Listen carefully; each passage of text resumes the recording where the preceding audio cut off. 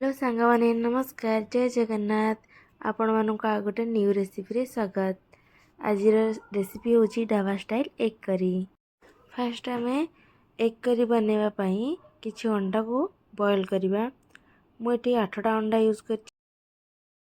Next तापरे गोटे कढ़ाई रे किछि तेल देकी तेल गरम होला परे दुटा पियाज किछि रसुण आ गोटे इंच अदा ए सब को भल से फ्राई करबा। जस्ट 2 मिनट फ्राई कर सारा पर तापर 2टा टमाटो काटिकी ऐड करवा। ताकू भी बहुत भल से आम भाजवा। से अदा रसुण कंचा स्मेल जा पर्यंत आम ताकू भाजवा। नेक्स्ट तापर मु किछि गोटा मसला ऐड करछि।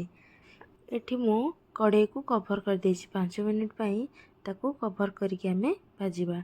ये देखंतु आमर सबू मसलार कंचा स्मेल पड़े बहुत भल से रसुण पियाज अदा टमाटो सब भाजी जाइए। ताकू आम 10 मिनट पई ठंडा छाड़देबा। ठंडा होला परे ग्राइंडर जार रे ताकू ग्राइंडिंग करदेबा। एपटे मु नेक्स्ट से सेम कढ़ाई रे जो अंडा को सिझाइथिले से अंडा सब आम एठी ताकू गोल्डन ब्राउन होगा पर्यंत फ्राई करिया। एठी देखंतु आ अंडा को भाजला टाइम रे आपण माने सब गोटे जिनस को ध्यान रखिए छुरी हो कि चामच हो टिके अंडा रे कणा करदेवे नहले अंडाटा बहुत जोर फुटे तेल दे सारा पर। ये देखंतु मु टिके हल्दी गुंड देती अंडा केते सुंदर कलर आसी मोर ये बहुत भल से अंडा गोल्डन ब्राउन हो जाइए। ताकू गोटे प्लेट को बाहर करदेबा। नेक्स्ट से सेम कढ़ाई रे किछि तेल देकी आम सबू सुखा मसला ऐड करवा।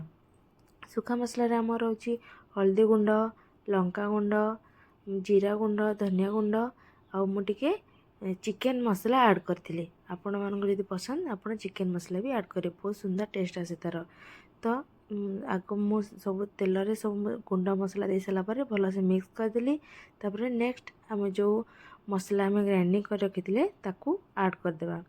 एमती तेल रे फास्ट गुंड मसला देले भल कलर आसे। ये देखंतु केते सुंदर कलर आसी। याको ये आम मसला को 5 मिनट जाए एमती कषा। सी गैस को पूरा पूरी सिम रखिए बिल्कुल भी हाई करेंगे नहले मसला आमर पोड़ीज। तो नेक्स्ट मु मसला रे लुण ऐड कली। ये देखंतु मसला आमर तेल छाड़ी आसला बहुत भल से मसला हो जाइए। नेक्स्ट मु गोटे ग्लास पानी ऐड कली।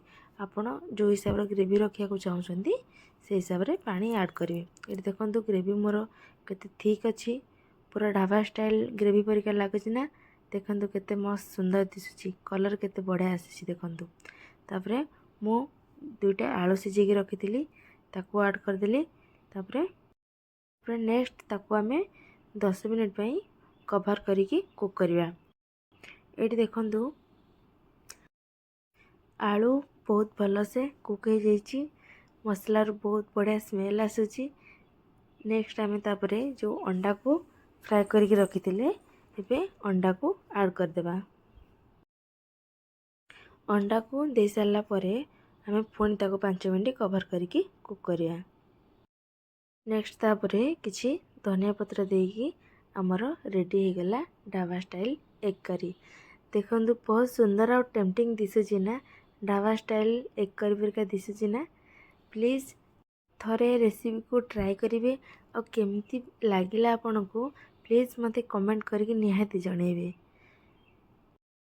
जदि आपन को ये रेसिपीटा भल लगी मो चैनल को लाइक शेयर एंड सब्सक्राइब करने को जमा भी भूलिएनि। रहुची बाय बाय।